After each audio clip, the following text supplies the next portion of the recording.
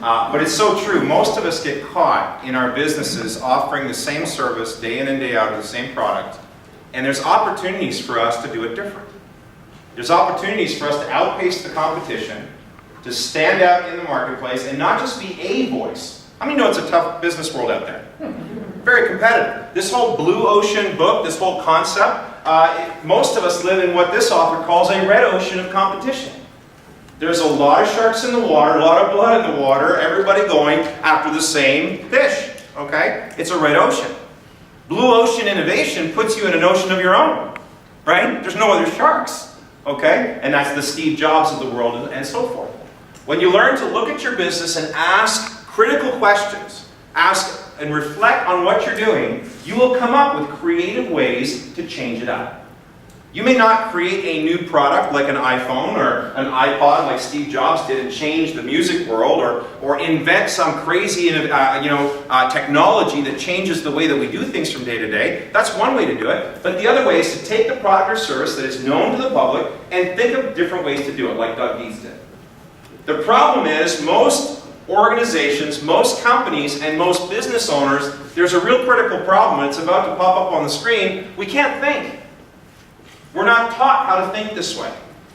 And there's a great, how many of you love TED Talks? I love TED Talks. I watch them all the time. I download them on my iPhone. I listen to them in the car. You want to talk about innovative thinking and outside the box thinking that will stretch you? Listen to TED Talks. They're fantastic.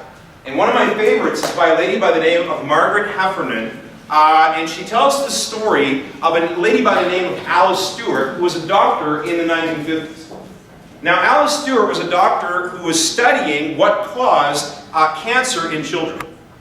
And because she didn't have much money and she had limited funding, she began to, she studied this thing. She would get kids in her study pool and she would ask them a million questions, because she knew she wouldn't get another chance. And after all the hard work that she did with data and results that were staggeringly accurate, she became very aware that the number one cause, a leading cause of cancer in children was x-rays. This is back in the day when they were x-raying pregnant women, right, children in the womb, and the kids were being born with cancer. Now, a woman doctor in the 1950s fighting against the entire medical institution where x-rays were the greatest thing since sliced bread.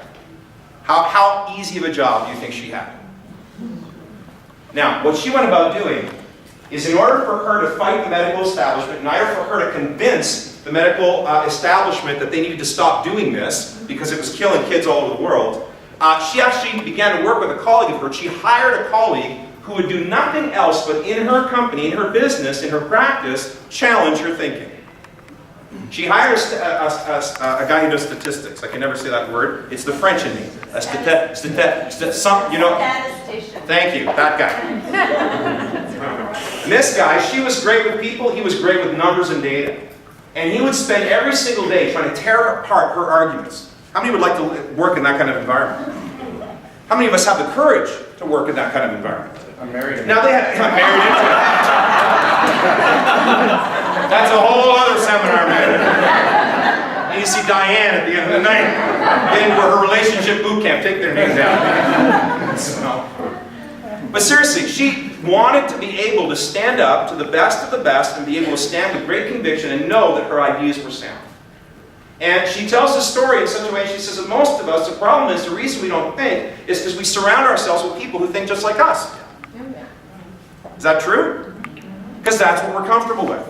We have a natural affinity to surround ourselves with people who think just like us. And as a result, we don't really have thinking partners, we have echo chambers. We have people who just echo back to us the very thing that we're thinking about. She went on to do some study, Margaret Heffernan, the lady who put on this talk, she goes on to tell the story. I recommend you dial it up. It's only a 13-minute video. I've watched it about 16 times. Because I believe the principles she's talking about in there could revolutionize our medical industry, could revolutionize our education system, if we would only embrace the type of thinking that allows our ideas to be challenged on a regular basis, so we have an outsider's perspective or another perspective, we will come up with better ideas. Is this true? Okay. She went on to do some studies, Margaret did, about organizations and why they're not more innovative than they should be.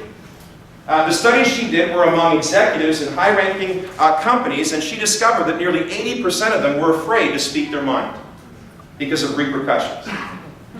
We have structured everything in our culture in such a way to toe the party line and follow the status quo. The people who change the game are the ones that succeed. The people that are willing to swim against the flow and go in a different direction and think outside the box and color outside the lines, and this applies to any industry. It doesn't matter which industry you're in. If you're willing to be creative and you're willing to take a risk, you will begin to set yourself apart from the competition and you will watch your business grow.